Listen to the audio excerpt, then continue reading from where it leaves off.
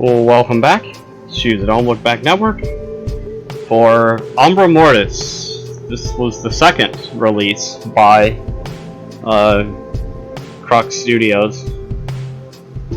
As I mentioned in the game before this, Funeral, which was their first release, I'm going back and playing all of their games now, and this was the second one. The one after this was The Babysitter, which was, if I'm not mistaken, followed by The Hospital, followed by Decrypt, followed by Within, which was their most recent release. So, yeah.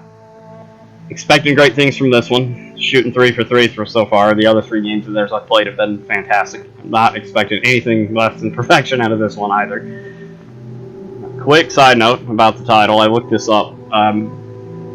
That, in English, is roughly Latin for Shadow of Death. Umbra, Latin for shadow. Death in Latin is M-O-R-S, but as Mortis and not Mortis, it's of death, so this is literally Shadow of Death. Looks to be another visual novel type, similar to The Funeral. And I think The Babysitter is as well, but we'll find out for that one when I get to that one. But let's start this one up and see what we got here.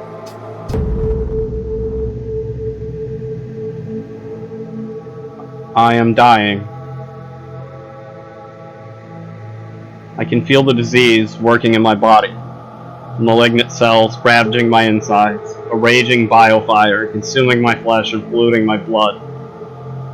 It is spreading fast, leaving necrotic flesh in its wake, a deepening shadow inside me. The pain is huge at times, unpredictable, shooting through my body in bright, brittle bolts that leave me gasping for breath despite the painkillers. It is a relentless, monstrous ailment, and it has devastated my life. I don't know how much time I have left. The doctors refuse to say. They tell me that life expectancy predictions aren't known yet for this disease, and that there are too many parameters. They want me to fight it, but I don't think I have much fight left. Maybe it's because I've accepted the inexorability of my sickness, and thus the inevitability of my fate. Or maybe it's because I don't have much to live for anyway. 8 months ago, I was a healthy and unsuspecting 25-year-old. I worked a deadbeat 8-hour gig as an accountant in a struggling software distribution firm. I detested the work. It was mind-numbing drudgery, but jobs were scarce at the time, and there were others who would have been happy to take my place. I had begun my career a year earlier in a nose-diving economy, fresh out of college, armed only with a bachelor's in finance and naive optimism. I was saddled with loans. My ma, the only family I had, passed away a year earlier after a long, bitter fight with cancer, and the insurance had only gone some way. I also had an education loan. I lived in a tiny studio apartment that I could barely afford in the most crowded part of the city. Life was stressful, to say the least. If you told me then that in less than a year I would lose my health and nearly my mind to a fatal illness, I would have laughed bitterly. And then there was my relationship with Anita. We met at university. She'd been doing a degree in mass communications and journalism. Looking back, it seems that we had gravitated to one another naturally. She comes from a lower middle class background, like me, and we understood each other's aspirations and fears. Money, or rather the lack of it, health and insurance, jobs and stability. We'd grown up seeing adults fretting constantly over these things. Some of them, like our parents, managed to stay afloat, while others sank, swallowed by the maw of poverty. She had emotional baggage and troubles of her own, a burdensome narcissist mother, among other things. But Anita was the brightest person I'd ever met. She was perhaps the one good thing I had in my life. But I didn't know it then. Things were getting shaky. A year into our relationship, it's not working. We're not working. And I get this feeling that you don't want it to work. that you're doing everything you can to sabotage us. That's not true. I'm not imagining it. You're practically pushing me out without saying it right out. I know you have a lot of stress, but that's all the more reason for us to pull together. It helps if you talk about it instead of withdrawing and keeping all that stuff bottled in. I try? Honey, I'm sorry, maybe you are trying, but when I'm here, do you realize that you barely look at me? It's like you're lost somewhere inside yourself. I know that losing Ma hit you hard, and I know you have a lot going on, but pushing me away, pushing me out, is not helping us. I'm sorry? I know you are, honey, but I think maybe we only know the value of what we have when we don't have it. My mother used to treat me like crap. Nothing I did could ever make her happy. But now that I'm not with her, she hovers over me every day. What are you trying to say? I think you know what I'm trying to say. We should take a break until you figure out what's eating you and what you really want. Oh, Jesus, man. That must have been one of our last conversations before I got sick. It's strange, now that I'm dying, I've realized that she was right. Whenever I think of her, I regret that I didn't see how lucky I was to have her. I regret that I wasn't a better man, more forgiving, more forthcoming. If I knew that I was going to be dealt this card, I would have held on to her and never let go. I know now that I love her, and that it's too late. But I'm also glad that we fell apart before I fell ill. How much worse would it have been for her to be saddled with a dying lover? When Anita learned I was sick, she came back into my life as a concerned friend. She visits me here at the hospital, but I discourage her from coming. The terminal wing of a hospital is a dreary place. Death lurks in every corner, in every shadow. Besides, I don't want her to remember me like this. I want her to remember me the way I was before I was diminished by this monstrous illness. I do not want her to be burdened by the thing I have become. She shouldn't have to walk in the shadow of death. When the disease hit me and smashed apart my life, I sunk into an abyss, an endless darkness in which I came close to going insane. I asked all the usual questions. Why me? I'm not a bad guy. I'm not a serial killer or a rapist or a pedophile. I may not be a saint, but I'm not evil. So why was I struck with this? But I had no one to ask these questions. Since I didn't believe in God, I could only turn inward, sinking deeper and deeper into the abyss. I wondered, is this body all that I am? What happens when I die? Where do I go? Does my life just end? Or do I have a soul? An immaterial, infinite other that lives on? But there were no answers. Good morning. I'm so sorry, but we're going to have to wake you up. This is the doctor. So how are you feeling today? Dr. Shurish is a good man. I get the feeling that he really cares about his patients, that he sees them as people, fellow human beings who have gotten sick. Once, while he was talking to me about one of his patients who had passed away the night before, a 6-year-old child who had been in the terminal ward for 2 months, I saw his eyes fill up with tears. I feel sorry for him sometimes. It can't be easy, working with the terminal ill, watching your patient snatched away from you, snatched away with impudence as you look on helplessly. Your nostrums and your science, useless abstractions. What does that do to a man when failure at your workplace is routine? What questions must he ask himself in the late hours of the night when sleep evades him? Who does he turn to? He once told me that doctors treat patients to the best of their abilities, put it as God who cures. He said that he's seen too much to believe that human beings can ever hold all of the universe's mysteries in their hands. It's like that old adage, the more you learn, the more you realize how little you know. Well, I feel worse. It's the truth. I'm sorry to hear that, but I have some news that might make you feel better. What's that? It's about your test results. The scans are back from the labs. They indicate that the last batch of drugs we received from the NCDC site, if you remember, is possibly having an effect. It's the latest formulation sent by the NCDC from their labs. I wish I could tell you that there's remission. There is, however, a slowing down of the cellular alteration. It's still too early to make any conclusions, though. We'll wait. We'll watch.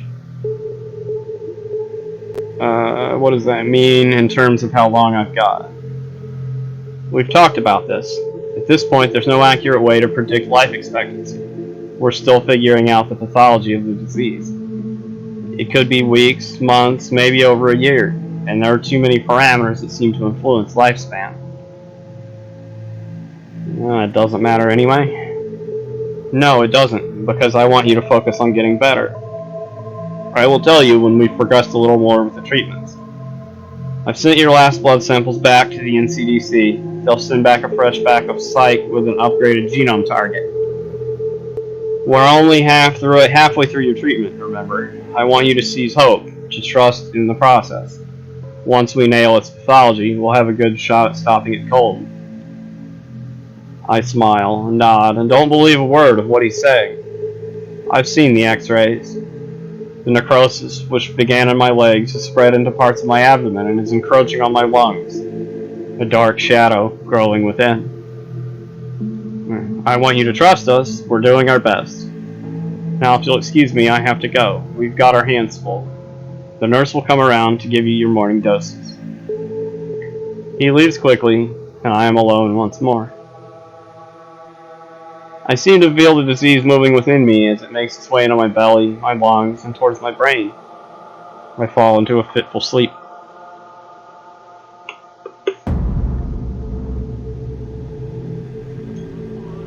I am startled awake. It is late afternoon, and I hear the sounds of a ruckus outside my room. A commotion and a snarling, like that of some enraged animal. I must still be asleep and dreaming. My dreams have grown so vivid of late. After all, who would bring an animal into the terminal wing of a hospital? I try to sit up, but I can't. I'm so weak. I can feel the disease wreaking its dread destruction within me. I sense it coursing through my veins, a malignant other bent on my demise. I am aware of it all the time, this shadow of death that stalks me. I rage against it, I plead with it, I can't turn away from it, not for a second. The odd noises pass quickly. I fall back into restless sleep.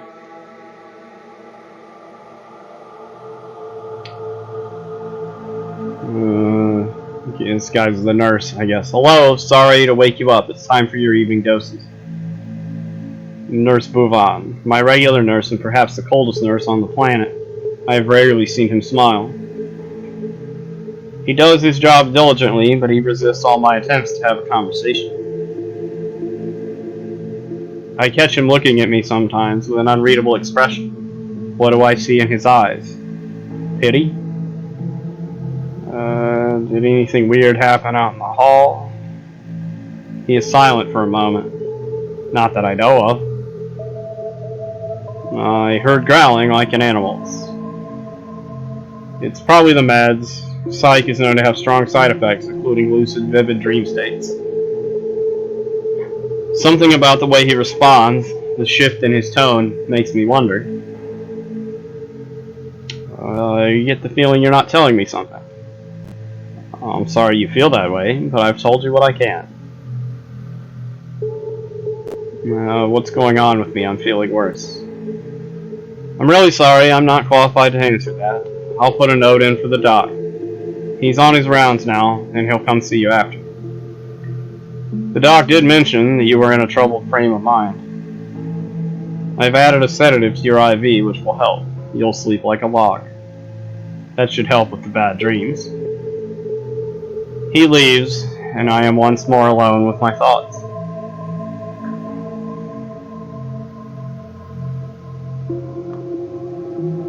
This is a communication. Looks to be a communication to the doctor from the NCDC. We're working on the blood samples and we're almost done with the sequencing. Meanwhile, here's the info you requested. Good luck, though. This thing has been a real bitch to nail. First recorded case was in Romania. The victim was a man named Parlov G, who lived in one of the southern villages. One morning, his wife noticed odd bruises covering his back. He was the kind of man who wouldn't visit a doctor unless he was at death's door, she told reporters later. A few weeks later, he had lost 10 kilos and was so weak he could barely walk. He was finally taken to a hospital, but his condition continued to deteriorate rapidly.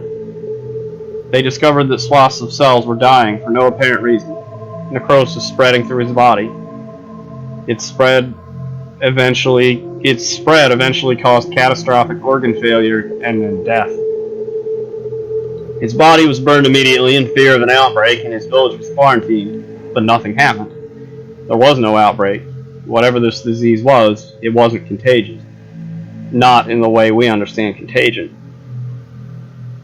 The next case was reported a few weeks later in Mumbai, India, but at the time nobody connected the two. It was only when the third case, in Germany, occurred that disease control centers in each country were galvanized into action and began to compare data. You know the rest. Its cellular structure is mutating in every host, so we're still trying to lock down its pathology. Everyone thought it was bacterial at first, yet no known antibiotic could touch it. Then there was the genetic theory. Laughable, really. Its transmission is a mystery because there's only one way it can be transferred from one person to another. Direct fluid transfusion into the bloodstream. Like AIDS, that disease from a bygone era. Hence, mass contagion isn't a concern. And you know how it got its name. In the X-rays and CT scans, the spreading necrosis resembles a growing shadow. Hence the name, Umbra Mortis.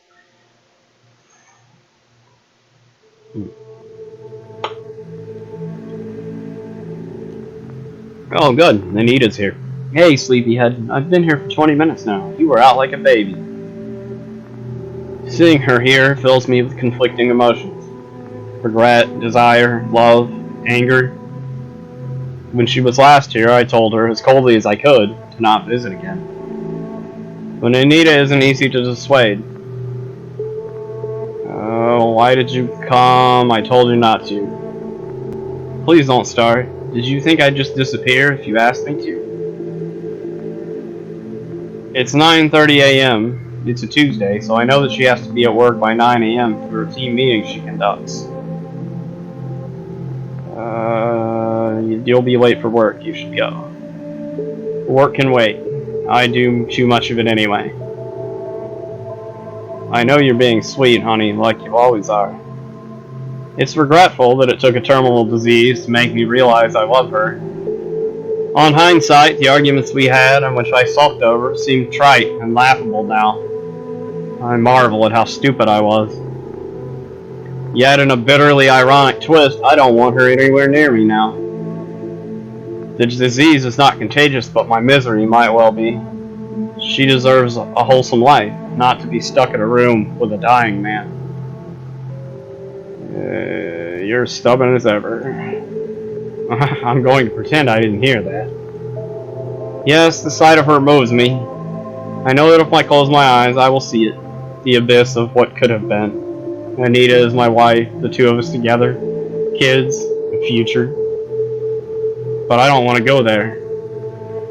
I pulled myself back from those thoughts with some effort. I've been in that abyss before, and I don't want to go back there again. There is no respite there, only endless dark and yammering questions and the ever-present threat of insanity. How are things with your mother? Well, it's the usual. Ups and downs. Mostly downs, though. She's not been talking to me for a week now, putting me through a guilt wringer because I forgot to call. Nothing new to report there. She pauses, and I see a flicker of worry. But there's weird stuff going on. Since you're not on the networks anymore, you aren't seeing the reports. The rising hysteria and rumors, the number of people affected by Umbra Mortis is growing. I wouldn't trust social media, it's full of fake news. Yeah, maybe. There's no official word from our government. The official line is that all's normal and that spreading false rumors and creating panic is punishable by law. But on social media, everyone seems to know someone who has caught it, and they're not sure how it's spreading. When you got it 8 months ago, it felt like there were only a handful of people right. Or so we thought. Felt like we'd just lucked out. An understatement. I didn't feel like we lucked out. I slipped into the abyss, and there I thrashed and burned for weeks. But folks are saying that it was just not being reported. And there's even more crazy rumors. The disease is changing somehow. I've seen viral videos of... She falls silent. Videos of what? Well, actually, never mind, really. I don't think you need to bother with these things. Just focus on getting better. Thank God you're off the networks. It's all just alarmist, rabid noise anyway. Look, I got to go now. I'll see you soon. For reasons I can't explain, a sense of deep foreboding fills me. Within me, the disease continues its relentless passage, a malefic shadow cast upon my flesh. I wake up in the dark, and I hear the strange noises again, a low animal growling. I must be dreaming. Of late, my dreams are getting more vivid. When I wake up, I can't remember what it is that I dreamt about, but I come awake sweating, terrified. I become fully aware of my dying body, of the thing within that is killing me. I sense this desire to consume me from within, to chew through my flesh and escape into the world. It is insatiable. I can feel its dread hunger. Such hunger.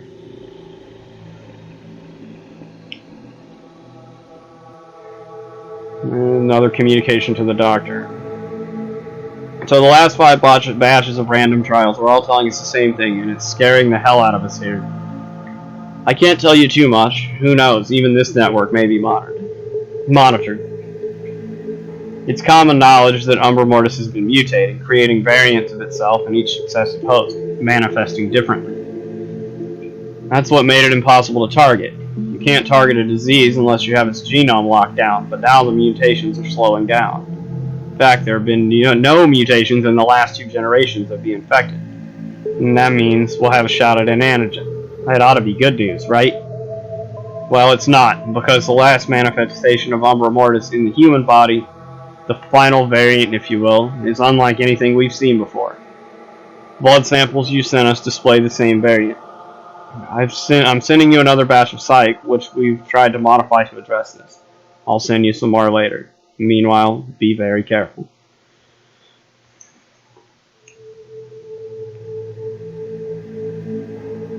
The doctor hasn't come in to see me today yet, which is uncharacteristic. I paged for the nurse to get me some water, and it's been an hour. Where's the doctor? Sorry, he's got his hands full today. All of us do. I'm going to put some sedative in your IV. No, you can stop fucking sedating me and tell me what the hell's going on here, buddy. That should help calm you down a little. Not so fast. What's going on? Silence. How do you mean? You need to know if there's any... Is it true that more people are contracting Umbra Mortis? And again, he's silent. For a moment, it seems he will say something. Then he simply leaves. Damn them. What's going on? I wake up with a start, aware that someone is in the room with me. I turn and see...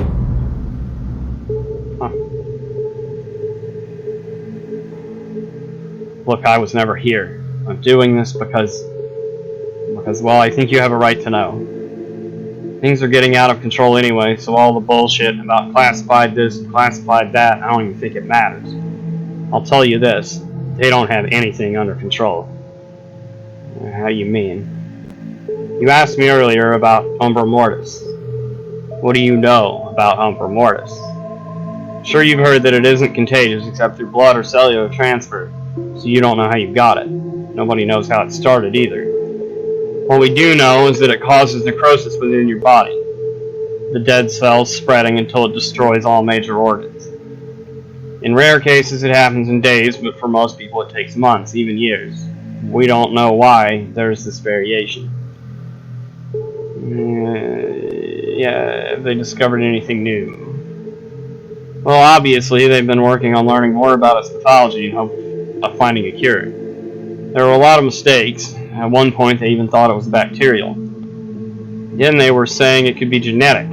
They said it could have been like a genetic time bomb, having lain dormant in the genome of certain individuals all along, finally triggered by some random juxtaposition of chemical events that nobody can figure out. The NCDC were sequencing the hell out of its DNA, and that's how they figured out the mutation thing. What's that? They observed that the disease was subtly changing itself with each generation of those infected. You could say that Umbra Mortis was evolving. Evolving? I know how it sounds, but that's what they saw. Its pathology, its cellular construct was altering itself with each host. That sounds like some kind of virus. Yeah, that's what they said too.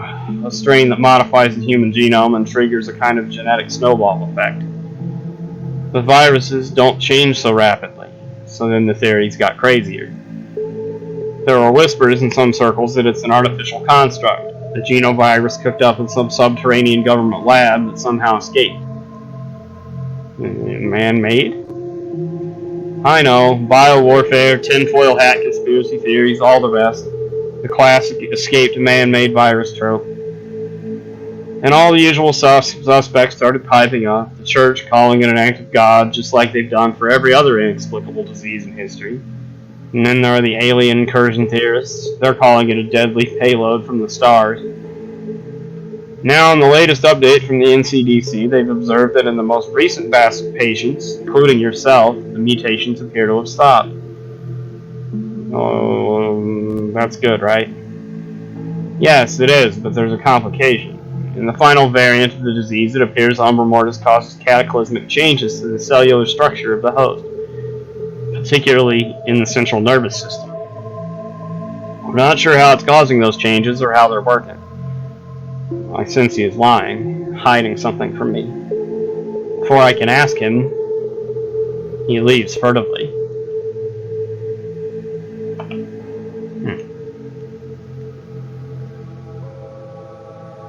So I guess by now it's all out there, my old friend. I'm sorry we have to end our communications like this. I almost admire it, Umbra Mortis. It is devious, and if it is a created thing, well, it has been designed by a manic genius. A chemical coder par excellence. The devil himself. Or maybe the religious are right. Maybe this is the wrath of God. By the time you read this, you'll have already seen the transformations in the last batch of the infected. I'm sorry, but we have no more psych to send you. You're just going to have to let things play out with your remaining patients. We still do not know how this originated, but we sure as hell know how it was intended to spread. Oh God, we know that now. Get away, Suresh. Get the hell away from there as soon as you can. Don't try to be a hero. Not this time. Holy shit.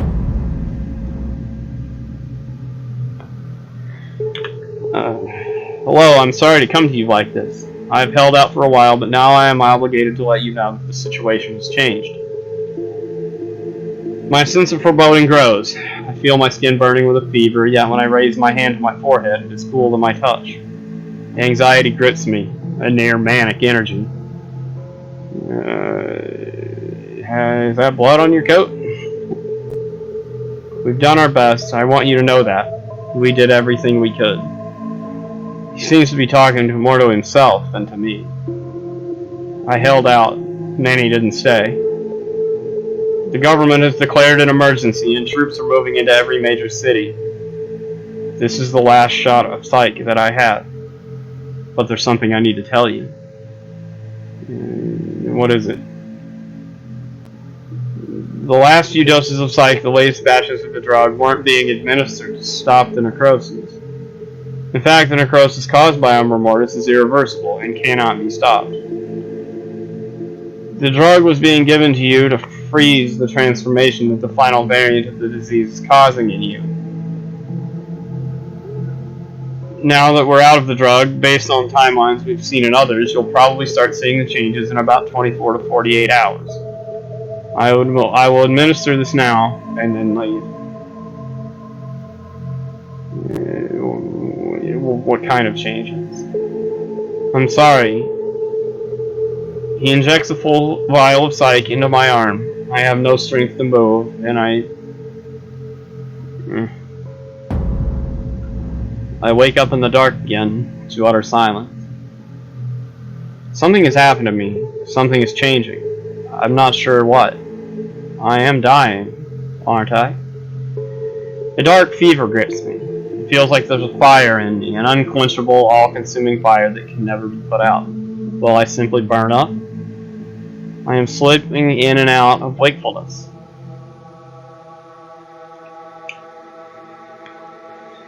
Wake up! Wake up! I see her before me, and again I am besieged by conflicting emotions. Desperation, rage, desire. I'm torn between wanting to tell her to go away and to beg her to stay. She seems so vivid, so alive. What are you doing here? I had to see you. Things are bad out there. Really bad. What do you mean? I came to tell you that I'm leaving. I have to go. Why? I have to leave town. They're saying there are camps up north, pockets of quarantined areas where the disease has not yet hit. There's a group of people leaving for it, and I have to go with them. What's going on? The hospital staff have fled. The military is fast approaching the city, and they're enforcing a quarantine. There's only a few hours to get going. But I had to come see you one last time. I was hoping you would still be here.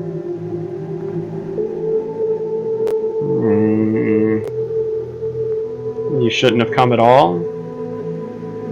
I know that it was a risk coming here. I don't even know if I'll make it back. The roads are jammed up, there's chaos everywhere, and there's terrible stuff happening on the roads. I was nearly caught twice, but I had to come. I had to tell you before I left. If only I could take you with me, but I can't.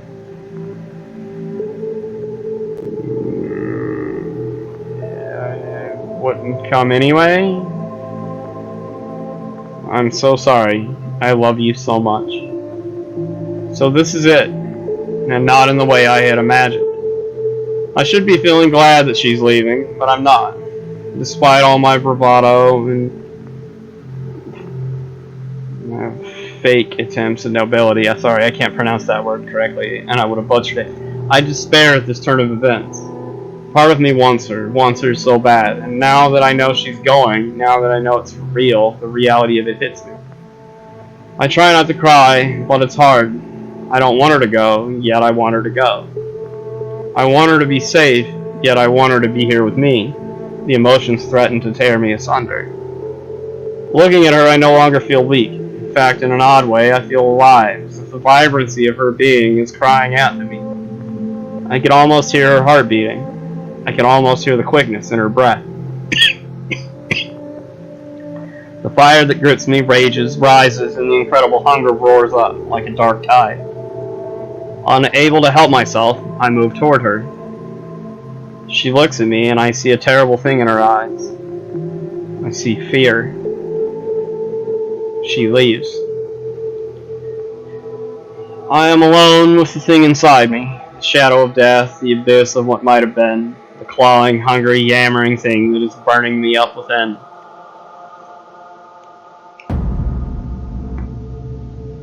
How did I get here? What am I doing outside my room? I don't remember getting out of bed. I don't feel so weak. Is that blood on the floor? Where is everybody? This must be a dream because I feel sprightly, alive. Maybe the final stage of this disease brings vivid dreams like these. Keep walking? I walk down the hallway. A trail of blood leads out of the room to my left. What happened here? The doorway to my right is slightly ajar.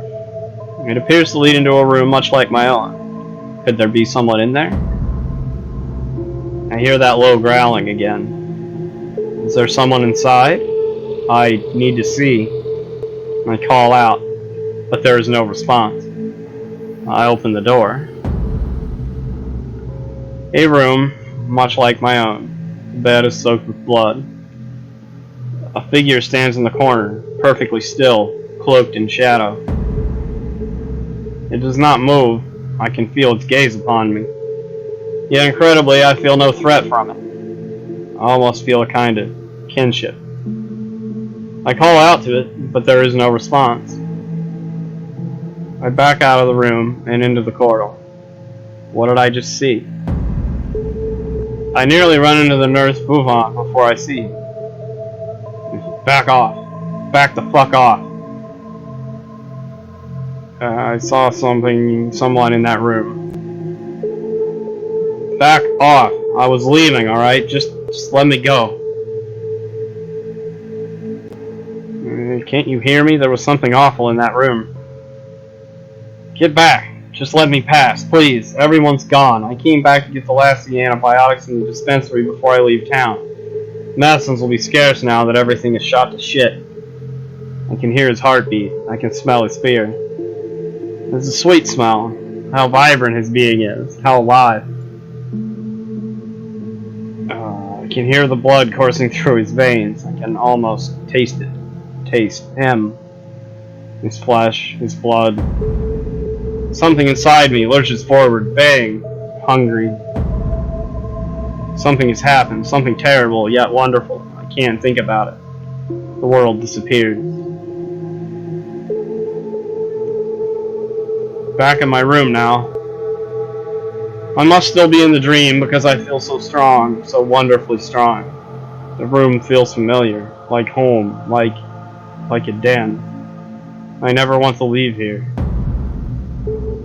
What have I become? My hunger consumes me. I no longer see it as something apart from me. Umbra Mortis, the shadow of death. Maybe I've accepted it, the inexorability of this disease and thus the inevitability of my fate. For a brief moment, a whisper of that old question arises. Do I have a soul? And then the question is gone, forever I suspect. The abyss is gone. What might have been, forgotten. My memory of Anita persists, a lingering shadow in my mind, yet even Anita no longer seems to matter, and I feel no sorrow. It's just me and this eternal night.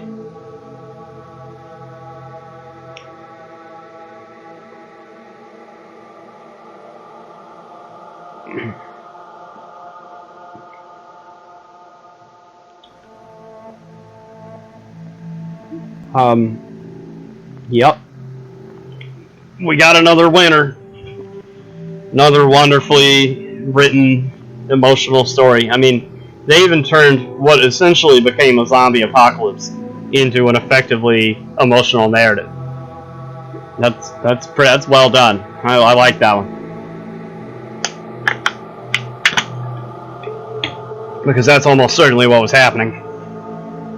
Especially if he, ate the nurse at the end there, which is definitely what it seemed like.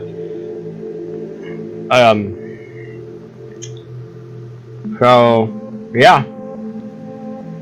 That's 4 out of 6 games from this developer, and so far they've all been absolutely fantastic experiences. The next game up from them will be Babysitter and then Decrypt. So, thank you for watching as always, and I'll see you in the next one. Peace, y'all.